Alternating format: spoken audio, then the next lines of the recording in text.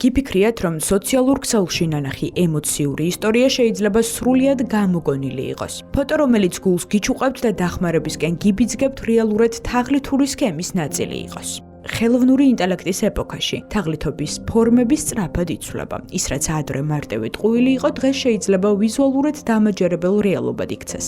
სოციალურ ქსელებში სულ უფრო ხშირად ხედავთ ისტორიებს, რომლებიც ემოციებზე მოქმედებს და საზოგადოებას ჯანმრთელობის ან სხვა მდგომარეობის გათვალისწინებით დახმარებისკენ მოუწოდებს.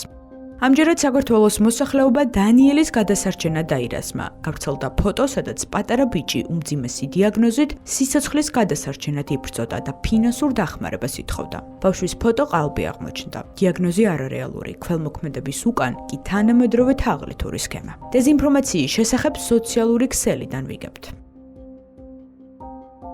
ასეთ შემთხვევებში მთავარი კითხვაა, როგორ გავარჩიოთ რეალობა და ყალბი ინფორმაცია. ერთ-ერთი პირველი ნაბიჯი არის ფოტოს გადამოწმება.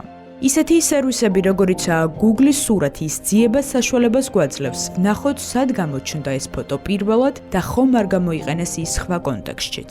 არანაკლებ მნიშვნელოვანია დეტალებზე დაკვირვება. ხელოვნური ინტელექტის მიერ დამუშავებულ სურათებში ხშირად შეინიშნება არაბუნებრივი ელემენტები, კანის უცნაური ტექსტურა, არასწორი ჩრდილები ან დეტალები, რომელიც რეალურ გარემოს არ შეესაბამება.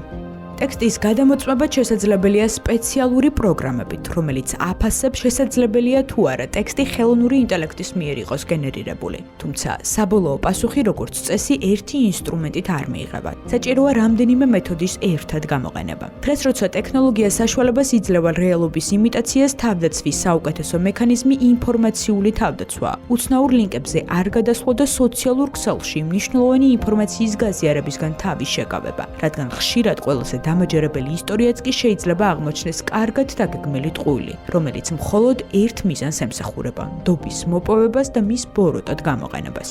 საერთაშორისო მედიაც აქტიურად წერს, რომ ხელოვნური ინტელექტის გამოყენებით იქმნება ყალბი ფოტოები, განსაკუთრებით ბავშვების გამოსახულებით, რაც დონაციის მოზიდვას ემსახურება. გვერდი, რომელზეც დღეს ვსაუბრობთ, ახლა გაუქმებულია, თუმცა თაღლითები სულ უფრო ხშირად იყენებენ ახალ მეთოდებს. ისინი ქმნიან ემოციურ ისტორიას, ამატებენ ვიზუალურად დამაჯერებელ მასალას და ადამიანებს სწრაფი გადაწყვეტილების მიღებისკენ უბიძგებენ.